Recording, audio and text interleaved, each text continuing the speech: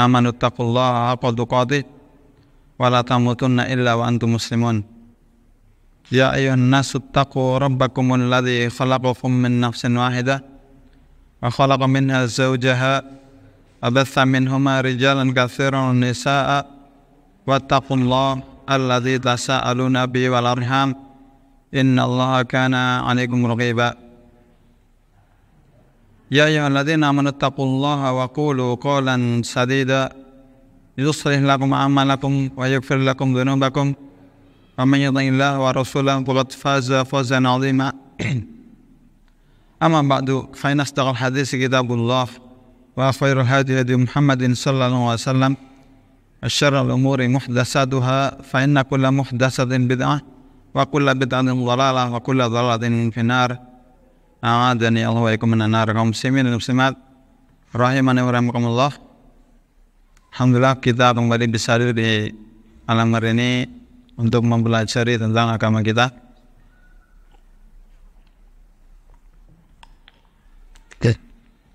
Kita akan melanjutkan tentang pembahasan kitab Al-Kabair, dosa-dosa besar karya Imam Az-Zahabi rahimahullah ta'ala.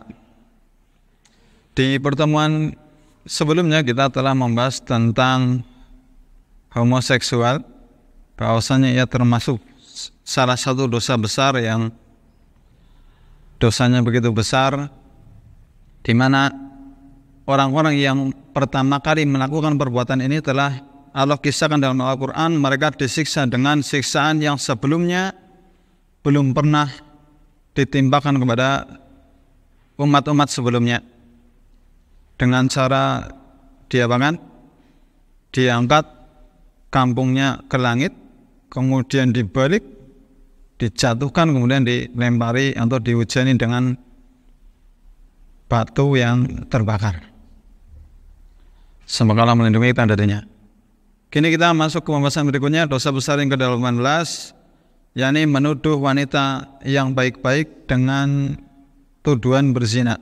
Menuduh wanita baik-baik yang telah menikah dengan tuduhan berzina. Ini menuduh zina. Baik laki-laki maupun perempuan, ya. Sebenarnya baik laki-laki maupun perempuan. Baik itu yang dituduh perempuan maupun yang dituduh laki-laki. Apabila orang tersebut yang dituduh itu adalah orang yang menjaga kehormatannya, maka sama dosanya, yakni dosa menuduh orang baik-baik dengan tuduhan zina. Dan disebut menuduh wanita yang baik-baik dengan tuduhan zina karena memang yang banyak kasusnya adalah laki-laki menuduh perempuan atau perempuan yang dituduh berzina. Allah Ta'ala berfirman di dalam surat An-Nur ayat 23, innal ladzina yarmunal muhsanatil ghafilatil mu'minat lu'inu fid dunya wal akhirah walahum adzabun 'adzim. Sungguh orang-orang yang menuduh perempuan-perempuan baik yang menjaga kesuciannya dan beriman dengan tuduhan berzina, ya, muhsan juga bisa dimaknai perempuan yang sudah menikah, dituduh dengan tuduhan berzina, mereka dilaknat di dunia dan di akhirat, dan mereka akan mendapatkan azab yang besar. Ya, jadi orang yang nuduh zina tadi dilaknat di dunia dan di akhirat. Dan kita tahu bahwasanya salah satu makna dosa besar adalah dosa itu diancam dengan laknat. Bahkan ini laknatnya di dunia dan juga di akhirat, ditambah walahum adzabun 'adzim. Dan mereka itu mendapatkan azab yang azim. Azim itu besar sekali. Kalau besar itu kabir. Nah, azim itu lebih besar daripada kabir. Dan mereka mendapatkan azab yang besar atau yang dahsyat. Dahsyat. Allah Ta'ala juga berfirman dalam surat An-Nur ayat 4, walladzina yarmunal muhsanati thumma lam ya'tu bi arba'ati syuhada'a fajliduhum thamanina jaldah. Dan orang-orang yang menuduh perempuan-perempuan yang baik dengan tuduhan zina dan mereka tidak bisa mendatangkan 4 orang saksi, maka deralah mereka sebanyak 80 kali. Ini balasan bagi orang yang menuduh zina orang lain, kemudian tidak bisa mendatangkan 4 orang saksi. Ya, ini 4 orang saksi yang mendukung atau melihat zinanya orang yang dituduh itu. Dia nggak bisa mendatangkan 4 orang saksi, maka hukumannya didera sebanyak 80 kali. Ya. Makanya hati-hati, jangan menuduh orang dengan tuduhan zina, karena ini adalah perkara yang begitu besar dosanya. Dan menuduh zina orang yang baik, ya orang baik dituduh dengan zina, juga termasuk salah satu dosa besar yang membinasakan yang disebut oleh Rasulullah SAW. Nabi SAW pernah bersabda, ya, Istanibu asma'al mubiqat, jauhilah oleh kalian 7 dosa yang membinasakan. Qalu ya Rasulullah wa ma hunna? Para sahabat bertanya, wahai Rasulullah, apa itu? Apa saja? Kata Nabi SAW, asyirku billah. Yang pertama syirik kepada Allah, menyekutukan Allah. Wasihru, yang kedua sihir. Wa qatlun nafsil lati haramallahu illa bil haq. Yang ketiga membunuh jiwa yang diharamkan oleh Allah kecuali dengan cara yang dibenarkan. Wa aklu riba, yang keempat memakan riba. Yang kelima wa aklu malil yatim, memakan hartanya anak yatim. Wa tawalli yamazahfi, yang keenam lari dari peperangan. Yang ketujuh wa qadful muhsanatil mu'minatil ghafilat, menuduh perempuan yang baik-baik yang telah menikah dengan tuduhan zina. Ini hadis selengkapnya 7 dosa besar yang membinasakan yang disebut oleh Rasulullah SAW dalam satu hadis. Yang keenamnya sudah kita bahas, yang ketujuh sekarang kita bahas ini. Jadi ada 7 tadi. Di mana ini termasuk ke dalam golongan dosa besar yang paling besar. Apa saja tadi? Syirik, sihir, terus membunuh orang, terus makan riba. Ya, makan riba termasuk dosa besar yang paling besar. Kemudian memakan harta anak yatim dengan cara zalim. Kemudian lari dari peperangan. Yang ketujuh menuduh zina.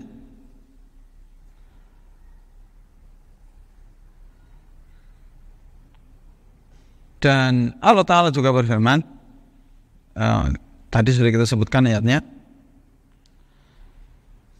dan juga pernah sudah kita bahas di pembahasan tentang zina. Bagi orang yang menuduh zina pada orang yang menjaga kehormatannya, maka dia mendapatkan 3 hukuman atau 3 konsekuensi, ya. Itu dalam ayat yang tadi kita baca dalam surat An-Nur ayat 4, waladina yarmunal muhsanati tsumma lam ya'tu bi arba'ati syuhada.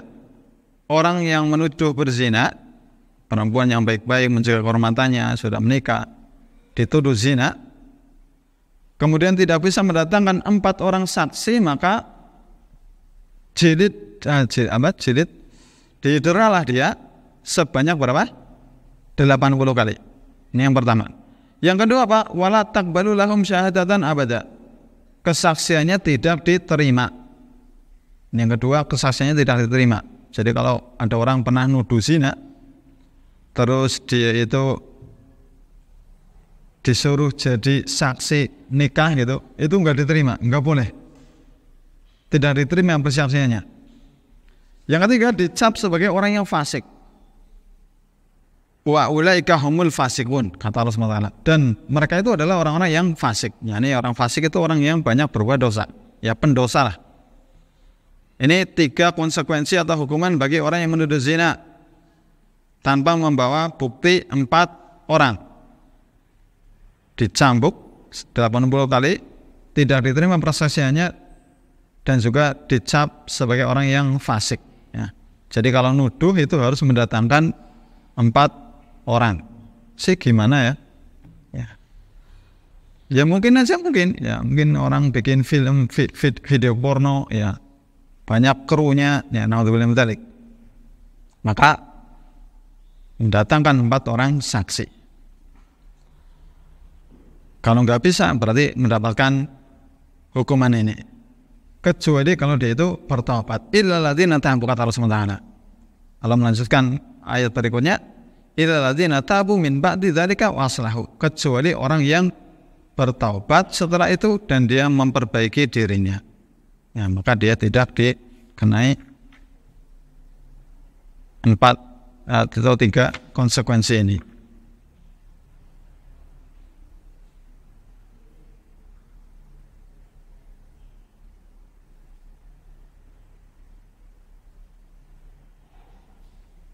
Baik. Kemudian Imam Adzabi rahimahullah beliau melanjutkan, Nabi SAW bersabda, al-muslimu man salima al-muslimuna min lisanihi wa yadihi. Seorang muslim adalah yang muslim lainnya itu selamat dari gangguan lisannya dan juga tangannya. Yani beliau ini ingin menunjukkan bahwa di antara dosa-dosa lisan yang begitu banyak, di antaranya adalah dosa menuduh orang lain dengan tuduhan zina.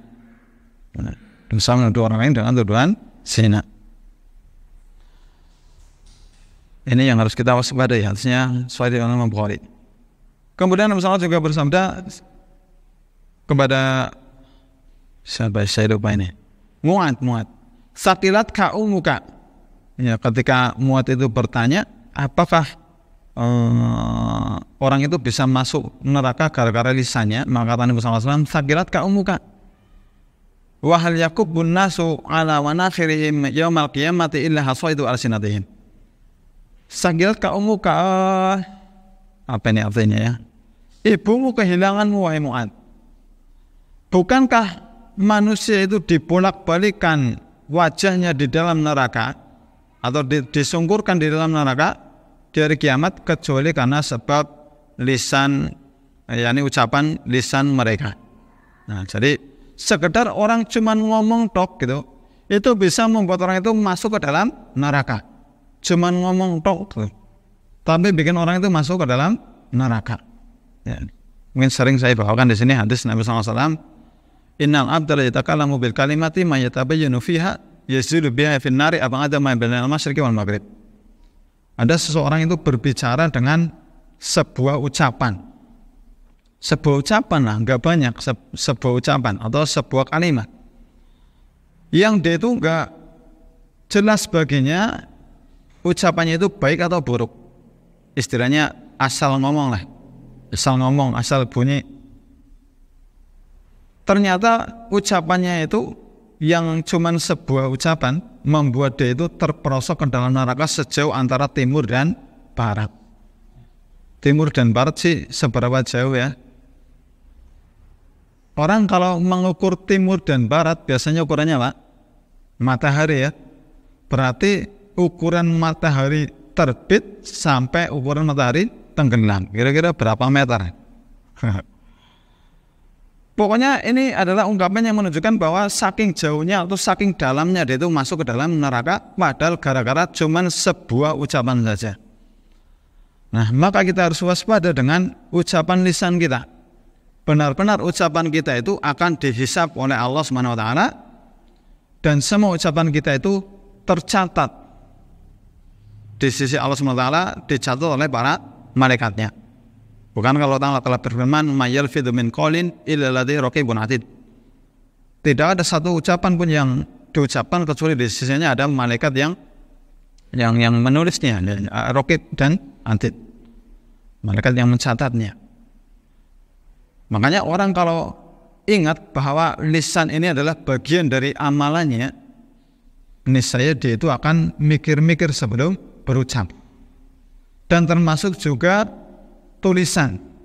Ya. Orang nulis juga menempati kedudukan lisan. Sehingga orang kalau nulis apa juga akan dicatat oleh malaikat dan akan dimintai pertanggungjawaban.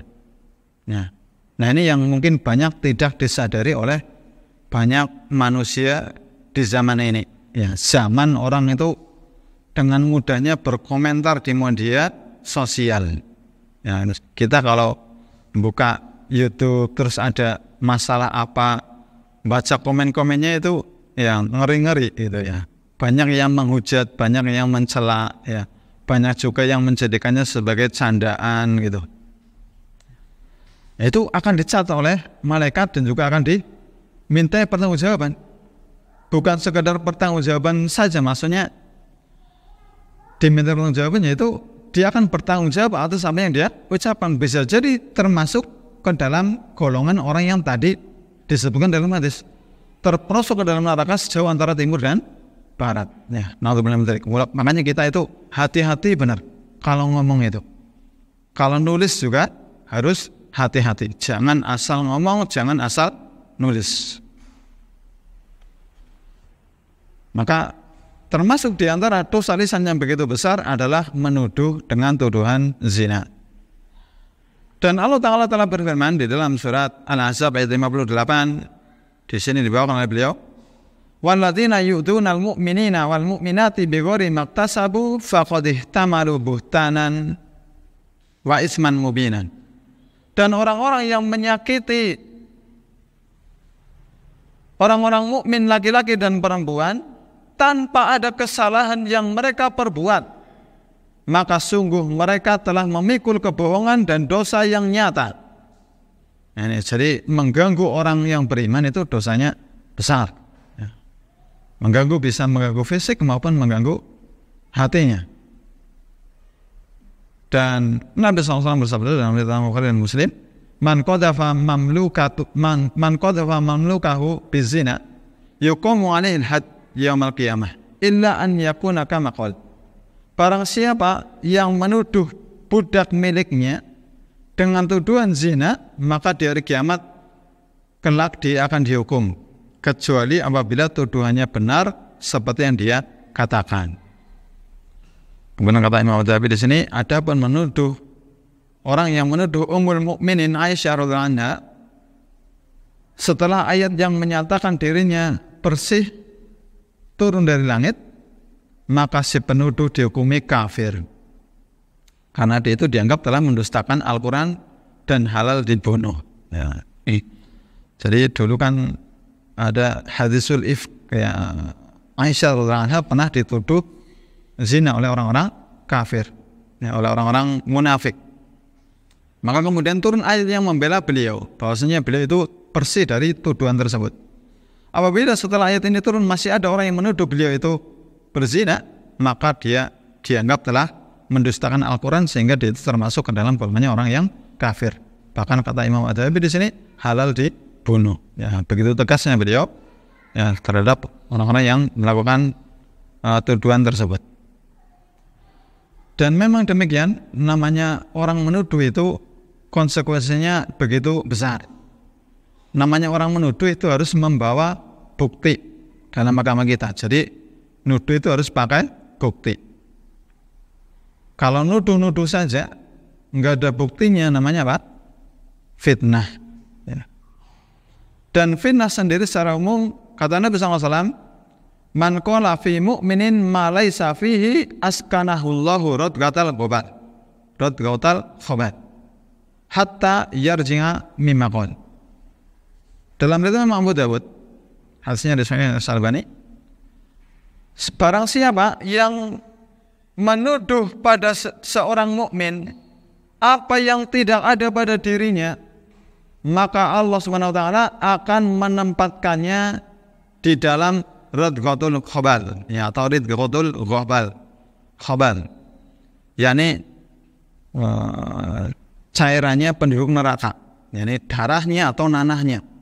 Ya, orang yang memfitnah orang lain, ya, menuduh sembarangan tanpa bukti, ya, menuduh tapi yang dituduh tidak seperti itu, maka dia akan ditempatkan di dalam nanahnya, darahnya penghuni neraka. Hingga dia itu kembali dari ucapannya, yakni nggak jadi menuduh gitu, dia bertobat. Nah, yakni sampai dia itu berhenti, dia mencabut ucapannya, meminta maaf, minta dihalalkan dari orang yang dituduh. Nah, ini hati-hati ini. Kalau ada orang menuduh orang lain, kita jangan asal ikut-ikutan. Ya. Si fulan dituduh macam-macam, kita jangan asal ikut-ikutan. Harus ada buktinya. Ya, zaman sekarang banyak orang tuduh menuduh. Ya. Banyak orang tuduh menuduh. kadang-kadang dianggap sepele saja, ya, asal ngomong saja, dituduh dengan tuduhan yang macam-macamnya. Anak-anak Yahudi gitu ya, dituduh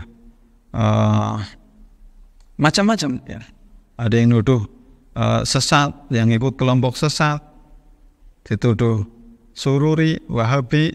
Itu hati-hati, lisannya akan dipertanggungjawabkan di hari kiamat kelak. Dan juga di sini ya tadi diancam apa? Disiksa di dalam nanahnya atau darahnya penghuni neraka. Sampai dia itu tobat, sampai minta maaf, minta kehalalannya, bahwa dia itu telah menuduh tanpa bukti atau telah memfitnah orang tersebut. Nah, ini terkait dengan menuduh dengan tuduhan zina, ia adalah termasuk dosa besar yang begitu besar.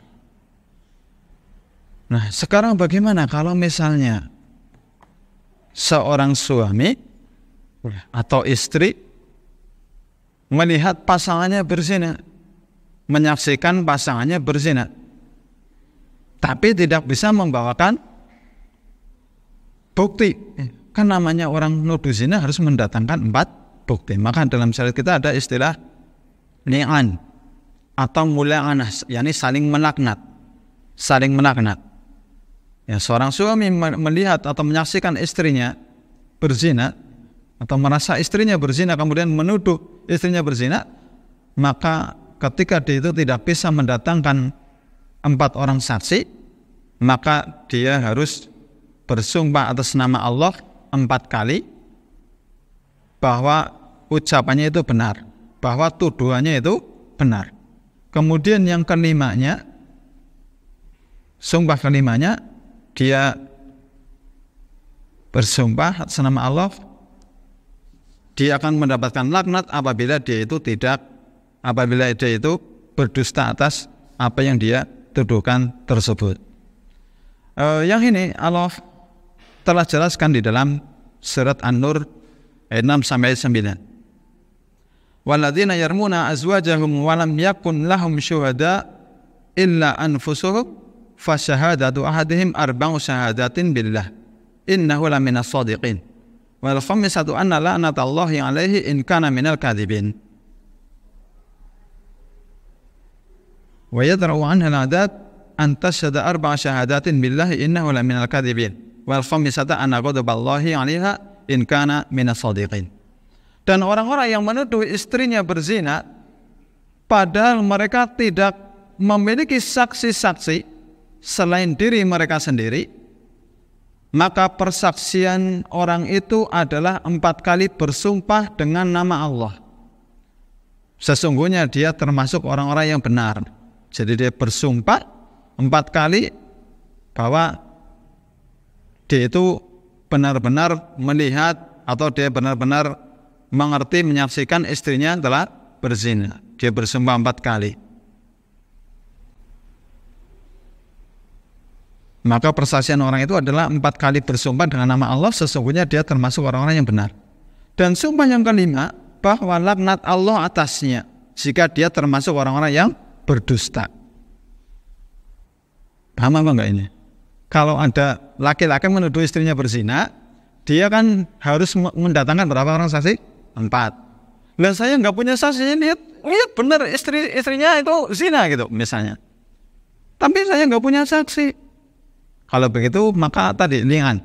Maka orang ini dia harus bersumpah 4 kali, ya, istriku telah berzina, ya, demi Allah istriku telah berzina, atau dengan lafaz yang ada dalam hadis juga ada, ya, atau sesuai pembahasan ulama. Intinya dia itu bersumpah 4 kali, ucapannya itu benar bahwa istrinya telah berzina 4 kali. Kemudian ditambah 1 lagi, dia bersumpah lagi, laknat Allah akan menimpanya kalau dia itu berdusta atas tuduhannya tersebut. Ini namanya li'an. Kemudian Allah melanjutkan firman-Nya tadi, istrinya itu dihindarkan dari hukuman oleh sumpahnya 4 kali atas nama Allah, sesungguhnya suaminya itu benar-benar termasuk orang-orang yang berdusta. Kalau istrinya nggak mau ngaku, ya, atau istrinya memang nggak berzina begitu, maka agar dia itu terbebas dari hukuman, maka dia itu, yakni hukuman di dunia, hukuman dari hakim, maka dia itu harus bersumpah 4 kali bahwa suaminya itu berdusta. Tuduhan suaminya itu dusta. Ya, pokoknya nggak benar. Dia itu bersumpah 4 kali suaminya itu berdusta. Kemudian yang kelima, dia bersumpah lagi yang kelima bahwa laknat Allah akan menimpanya jika istrinya itu berdusta. Yani jika dia itu berzina, maka laknat Allah itu akan menimpanya. Jadi ngeri ya, suami istri saling melaknat ya gara-gara zina. Dan sumpah yang kelima ya tadi ya, bahwa laknat Allah atasnya jika suaminya itu termasuk orang-orang yang benar. Dan ini pernah terjadi di zaman Nabi SAW dahulu. Seorang suami menuduh istrinya berzina, kemudian terjadi saling melaknat. Adapun lebih luasnya dibahas di pembahasan tentang fikih munakahat atau fikih tentang masalah nikah, tentang li'an ini. Ada li'an, ada talak, ada rujuk, ada yang lainnya. Ini dibahas di pembahasan tentang munakahat atau pernikahan. Yang hendaknya kita sebagai orang yang menikah hendaknya memahami hal ini.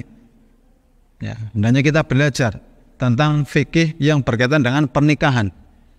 Ya, termasuk tentang tadi yang berkaitan dengan pernikahan. Ya, mungkin banyak juga kaum muslimin yang nggak paham seperti ini. Termasuk masalah talak. Ya, ada orang ucap talak bolak-balik gitu. Itu kalau sudah sampai 3 kali kan namanya sudah talak bain, talak yang nggak bisa balik lagi. Ya, kalau sekali 2 kali masih bisa. Nah ini ada pembahasannya. Ya. Ditalak sekali, kemudian sampai ada hitungannya, ada iddah, ada iddahnya. Kemudian kalau iddahnya sudah habis belum merujuk, maka sudah selesai. Nggak boleh gabung lagi, nggak boleh bareng lagi karena sudah selesai masa iddahnya. Nah, ini mungkin banyak juga yang belum paham.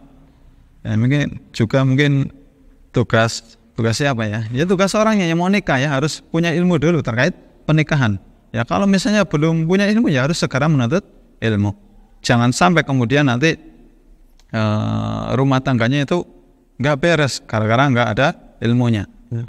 Bisa jadi seorang itu terjatuh ke dalam zina karena dianggap masih halal gitu, padahal sudah cerai.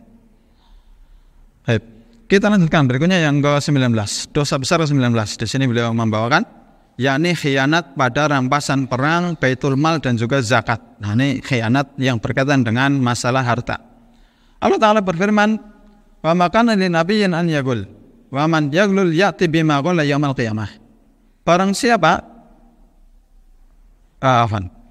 dan tidak mungkin seorang nabi berkhianat dalam urusan harta rampasan perang. Barang siapa berkhianat, niscaya pada hari kiamat dia akan datang membawa apa yang dikhianatkannya itu, dalam surat Al-Imran ayat 161.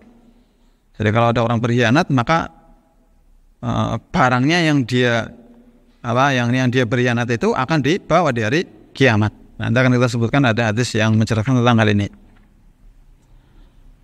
Kemudian beliau juga membawakan di sini Al-Imam Badawi rahimahullah taala hadis tentang hadayul umal.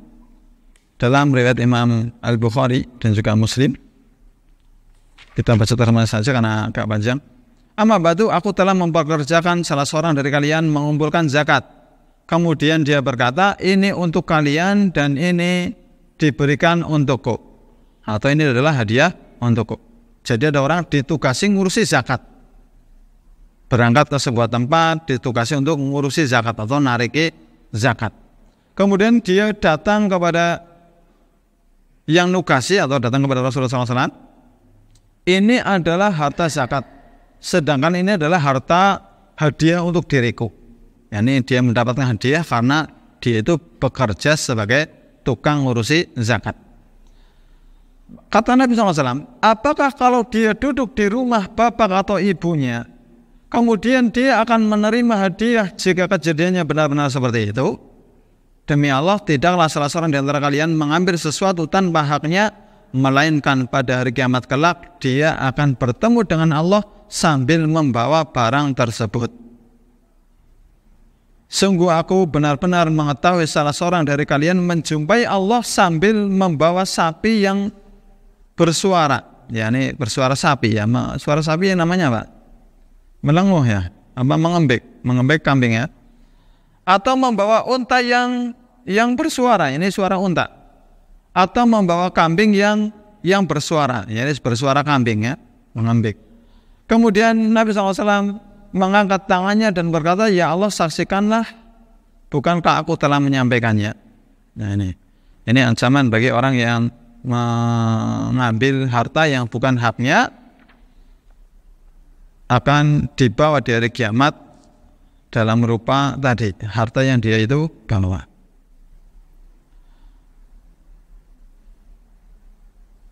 Kemudian juga kisah tentang orang yang meninggal dunia di medan jihad. Maka para sahabat mereka mengatakan, wahai Rasulullah, alangkah nikmatnya dia telah mendapatkan pahala syahid. Kata Nabi SAW, kalla waladhi nafsu Muhammadin biyadih, inna syamlata latal tahibu alaihi naron. Akhadaha minal gunaim yawma Khaybar lam tusib hal maqasim. Tidak seperti itu. Yani dia itu bukan termasuk orang yang mendapatkan pahala syahid, bukan termasuk orang yang mendapatkan janji pahala surga. Demi zat yang jiwa Muhammad berada di tangannya, sesungguhnya jubah yang dia ambil dari harta rampasan perang Khaybar yang belum dibagi-bagikan benar-benar akan menyulutkan api neraka baginya. Jadi dia itu ternyata nyolong jubah. Jubah itu termasuk ghanimah. Ghanimah itu harta rampasan perang.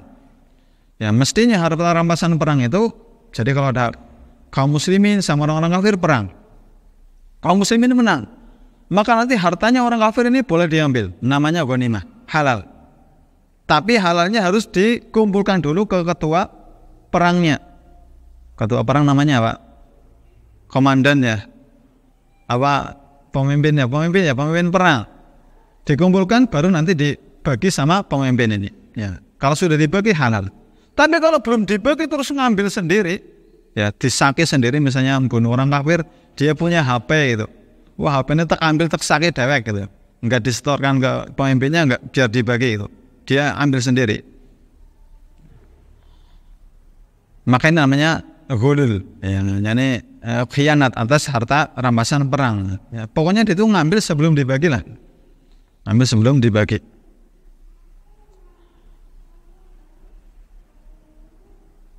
Maka akan menjadi api untuk dirinya. Nah, ini tadi rupanya berbentuk jubah. Ya, jubahnya menjadi api neraka baginya. Maka orang-orang pun menjadi takut. Orang-orang menjadi takut. Ya, takutlah, kita juga takut. Jangan sampai gara-gara cuman jubah yang nilainya enggak seberapa membuat orang itu masuk ke dalam neraka. Sudah enggak dapat pahala jihad, malah masuk neraka. Rugi dua kali. Sudah mati, ya, enggak dapat pahala surga, malah masuk neraka gara-gara cuman jubah saja. Ya. Maka orang-orang pada takut. Lalu datang seseorang dengan membawa 1 atau 2 tali sandal. 1 atau 2 tali sandal. Ya. Tali sandal kok cuma ngambil 1 ya? Ya mungkin butuhnya cuma 1. Ya, pedot cuma 1 saja gitu sandalnya. Mestinya kan 2 ya sepasang. Ini ada yang ambil 1, ada yang ambil 2. Kemudian dibalikin ya. Maka Nabi SAW bersabda, 1 atau 2 tali sandal dari api neraka. Ya, Masya Allah. Ya, cuma 1 tali sandal ya. Jenengan kalau beli tali sandal berapa sih? Sandal jenengan putus terus beli di toko, di pasar toko apa? Tali sendal. Kan boleh ya, ada ya jual tali sendal tok. Paling cuma 6.000 apa 8.000 ya, kemahalan mungkin ya, 4.000 mungkin ya. Talinya top. Itu kata Nabi SAW, tali dari api neraka. Artinya orang yang ngambil itu meskipun cuma 1 tali saja sendal yang tadi reganya mungkin 4.000, 5.000, itu bisa membuat orang itu masuk ke dalam neraka. Akan membakar dia di dalam neraka. Ya, kan ruginya orang patut gitu. Sudah jihad, ya capek-capek mengorbankan harta, tenaga, pikiran, terus mati, ya terus nggak jadi dapat pahala jihad, nggak jadi masuk surga, malah masuk neraka. Gara-gara apa? Gara-gara cuman tali sendal, gara-gara cuman ya harta sapetil lah, nggak ada harganya. Nah ini menunjukkan betapa ya khianat itu dosanya begitu besar. Ya. Kalau bahasa kita ya korupsi itu. Korupsi itu dosanya besar sekali. Ini cuma tali sendal satu. Apalagi kalau korupsinya apa? Miliaran. Duitnya rakyat dikorupsi. Ya, naudzubillah min dzalik ya. Makanya orang yang memegang harta kaum muslimin itu berat ya, sebenarnya berat.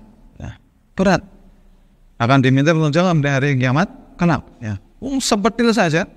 Itu begitu ya. Meskipun orang korupsi Rp1.000 itu bisa jadi apa? Api neraka. Makanya ya, hati-hati. Semoga Allah melindungi kita dari perbuatan seperti itu.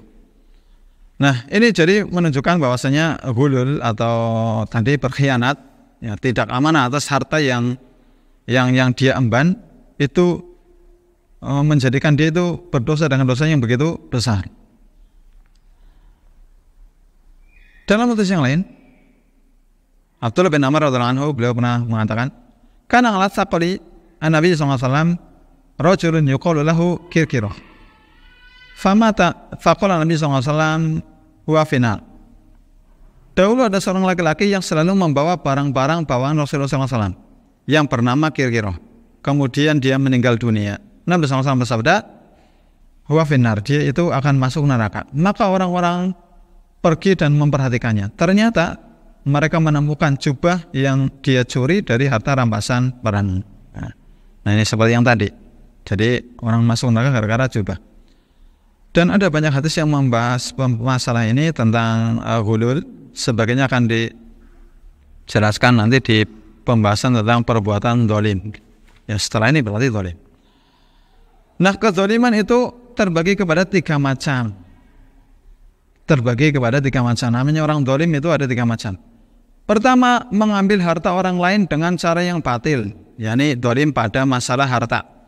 Yang kedua, zalim mendolimi seorang hamba dengan cara membunuh, memukul, menyakiti dan melukainya. Yang zalim pada fisik seseorang atau pada darah seseorang. Zalim dalam masalah harta, membunuh, memukul, menyakiti, melukai. Yang ketiga, zalim dalam masalah kehormatan.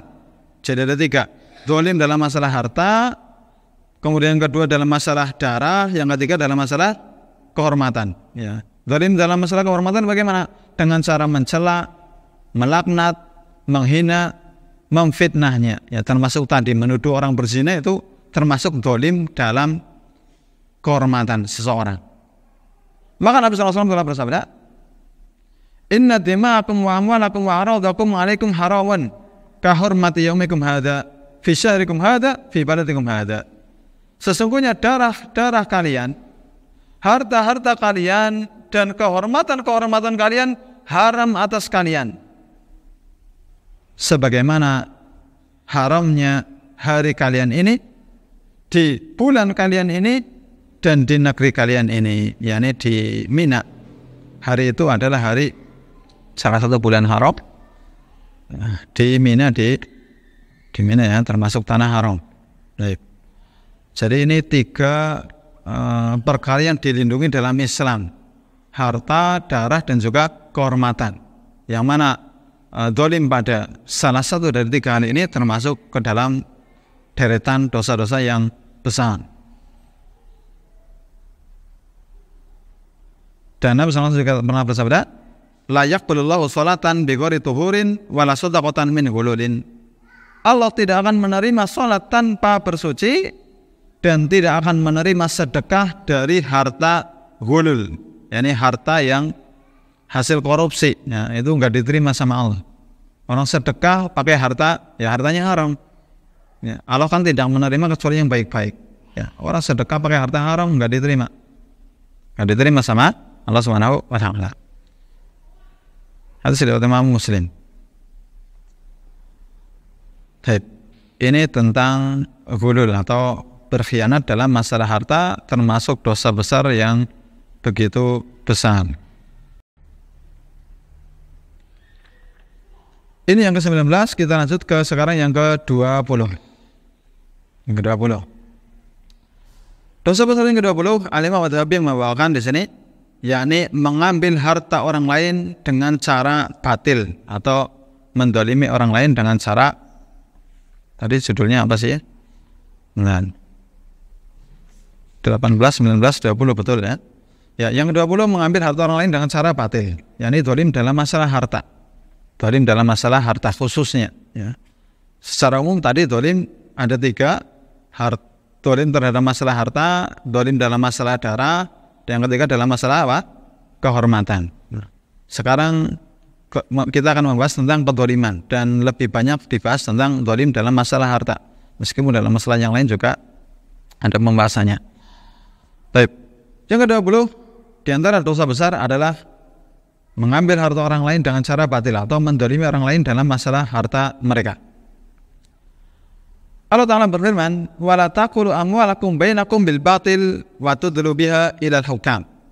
Dan janganlah kamu makan harta di antara kamu dengan jalan yang batil. Dan janganlah kamu menyuap dengan harta itu kepada para hakim. Nah ini menyuap juga enggak boleh. Nah, menyuap itu bahasa Arabnya Pak. Kata Nabi SAW, ar-rashi wal murtashi finnar. Orang yang menyuap dan yang disuap itu ada di dalam neraka. Ini hati-hati, menyuap ya, atau menyogok. Banyak ya orang nyogok-nyogok. Dalam masalah nyari pekerjaan atau hal yang lainnya ya, ini masih mungkin banyak. Padahal itu termasuk dosa yang besar, menyuap.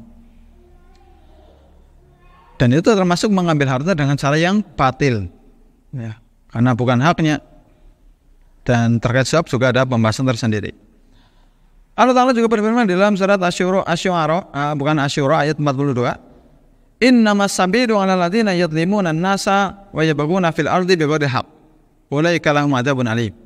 Sesungguhnya kesalahan hanya ada pada orang-orang yang berbuat zalim kepada manusia dan melampaui batas di bumi tanpa mengindahkan kebenaran. Mereka itu mendapatkan siksaan yang pedih. Kemudian beliau juga membawakan ayat dalam surat Asy-Syu'ara 8, "Wadzalimuna ma lahum min waliyyin wala nasir." Dan orang-orang yang zalim tidak ada bagi mereka pelindung dan penolong. Ini salah satu ayat yang begitu mengerikan yang ditujukan kepada orang-orang yang zalim. Ya, zalim kan banyak tadi ya, terbagi menjadi 3. Maka orang yang zalim, kata Allah SWT, tidak mendapatkan pelindung, tidak juga mendapatkan penolong. Jadi kalau orang zalim itu masuk neraka, nggak ada yang melindunginya, dan juga nggak ada yang bisa menolongnya agar keluar dari neraka. Ini ancaman yang begitu mengerikan dari Allah SWT terkait kezaliman. Dan zalim itu ada 2, zalim kepada Allah dan zalim kepada manusia. Nabi SAW telah bersabda, "Adzulmu dzulumatun yaumil qiyamah." Kedzaliman adalah kegelapan-kegelapan di hari kiamat. Ya, kegelapan-kegelapan di hari kiamat. Dulu kita pernah membahas tentang as-sirat. Bahwasanya orang itu ketika mau nyebrang sirat, itu kan kondisinya gelap. Hanya orang yang mendapatkan cahaya yang bisa melihat sirat itu, ya karena sangat kecil sekali. Maka orang yang zalim itu semakin banyak kezalimannya, maka akan semakin banyak dia itu mengalami kegelapan-kegelapan di hari kiamat. Sehingga kalau orang gelap untuk melihat sirat itu nggak bisa. Hanya kalau orang ya gimana mau nyebrang tapi nggak tahu jalannya, ya kecemplung gitu. Ini balasan bagi orang yang zalim, ini mengerikan.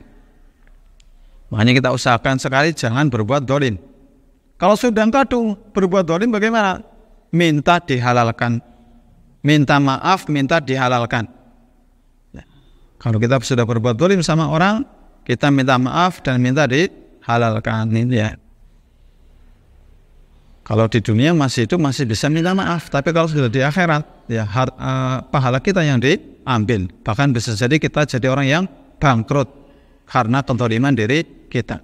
Kata Nabi SAW dalam riwayat Imam Bukhari dan juga Muslim, Man dzalama shibran minal ardi tuwiqahu ila sab'i ardina yaumil qiyamah. Barang siapa yang mengambil sejengkal tanah milik orang lain, sejengkal itu seberapa? Sekilan ya, ujung jempol sini sampai ujung jentik. Ya, jentik itu apa? Jari kelingking ya, jari kelingking. Ini sejengkal. Cuman sejengkal gitu. Ya, paling berapa senti sih? Ya, 25 senti atau 20 senti.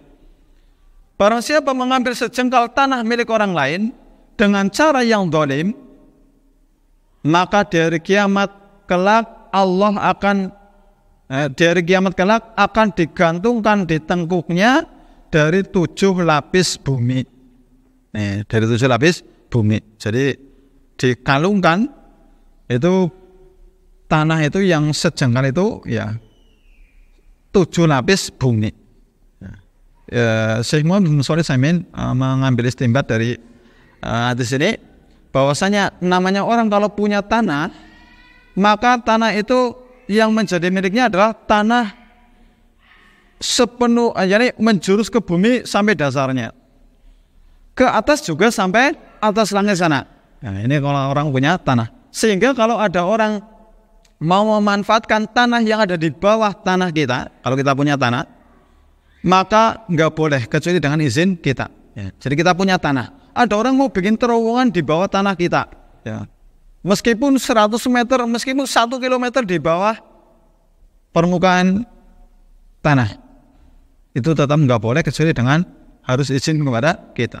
Demikian pula kalau ke atas, ini ke atas sampai langit situ itu punya kita gitu. Haknya kita maksudnya, ya, kalau punyanya punya Allah ya. Cuman haknya hanya kita. Makanya kalau ada tetangga kita punya pohon mangga misalnya, terus cabangnya ke tanahnya kita, ya meskipun nggak nempel di tanah tapi di atas itu gitu, itu tetap nggak boleh kecuali dengan izin kita. Ya, nggak boleh kecuali dengan izin kita. Jadi kita boleh memotongnya atau kita menyuruh dia itu untuk memotongnya atau menyingkirkannya agar tidak ada di atas tanahnya kita. Nah ini. Jadi sampai seperti itu ya. Kepemilikan tanah itu ya tanah sampai ke bawah-bawah sampai dasar bumi itu. Ya nggak tahu dasar buminya di mana. Ya. Ke atas juga sampai langit ya. Tapi masa orang naik pesawat terbang izin sama kita gitu ya. Ya enggak segitunya juga ya. Nah, baik. Jadi dibahas sampai seperti itu. Nah, jadi kalau ada orang mengambil tanah orang sejengkal saja, sejengkal kan tanah sejengkal berapa sih? Berapa kilo gitu? Tapi ternyata yang dikalungkan dari kiamat kelak sampai di dasar bumi itu begitu beratnya. Ya. Apalagi kalau seubin, 10 bin, sehektar, wah itu ya semakin rekasa itu di hari kiamat. Allah Ta'ala juga berfirman, Innallaha la yadlimu mithqala dzarratin. Sesungguhnya Allah itu tidak menzalimi seorang walaupun sebesar dzarrah. Nah, kalau Allah sendiri, Allah itu tidak pernah zalim. Bahkan dalam hadis Allah Ta'ala berfirman dalam hadis qudsi, Inni haramtu dzulma 'ala nafsi. Sesungguhnya aku itu mengharamkan kedzaliman atas diriku. Ya, maka Allah SWT itu tidak pernah zalim. Kalau ada orang atau manusia merasa pernah didolimi, merasa didolimi oleh Allah, merasa Allah itu jahat, Allah itu tidak adil, dia telah menuduh Allah dengan tuduhan yang sangat tidak pantas sekali. Ya, Allah itu tidak zalim. Manusia itulah yang zalim.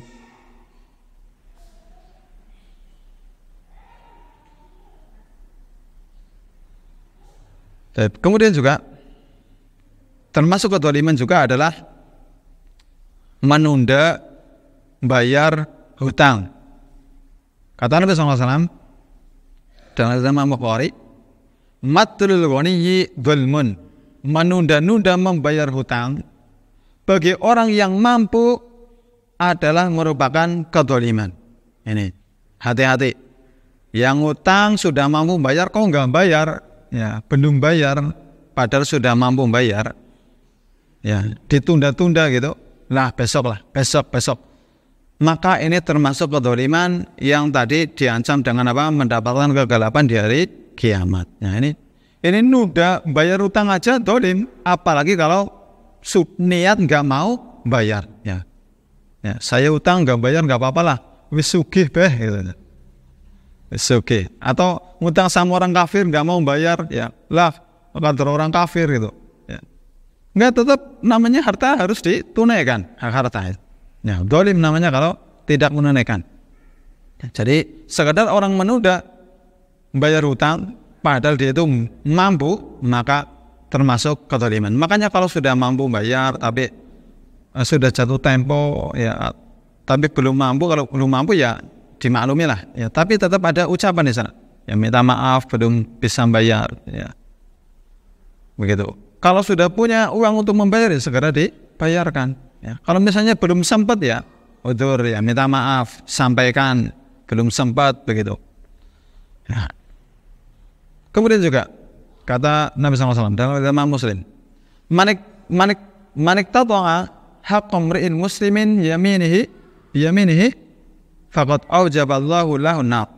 Qila ya Rasulullah wa in kana syai'an yasiran, qala wa in qadiban min arakin. Barang siapa yang mengambil hak seorang muslim dengan sumpahnya, maka Allah akan memasukkannya ke dalam neraka. Jadi kalau ada orang bersumpah, terus dia dengan sumpahnya itu mengambil harta orang lain, maka kata Nabi SAW, Allah akan memasukkannya ke dalam neraka. Ini juga termasuk dosa apa? Lisan. Orang bersumpah dengan sumpah palsu. Kemudian Nabi SAW ditanya, wahai Rasulullah, meskipun untuk barang sepele, meskipun untuk sesuatu yang ringan, kata Nabi SAW, meskipun hanya setangkai ranting pohon arok, ranting pohon arok, yakni ranting pohon arok itu ranting pohon yang dipakai untuk siwak ya, paling cuma segini lah ya, segini ranting pohon arok, namanya orang siwak kan paling segini lah, ada segini lah ya, 10 cm 15 cm, harganya 10.000 ya. Kalau ada orang bersumpah dengan sumpah palsu untuk mendapatkan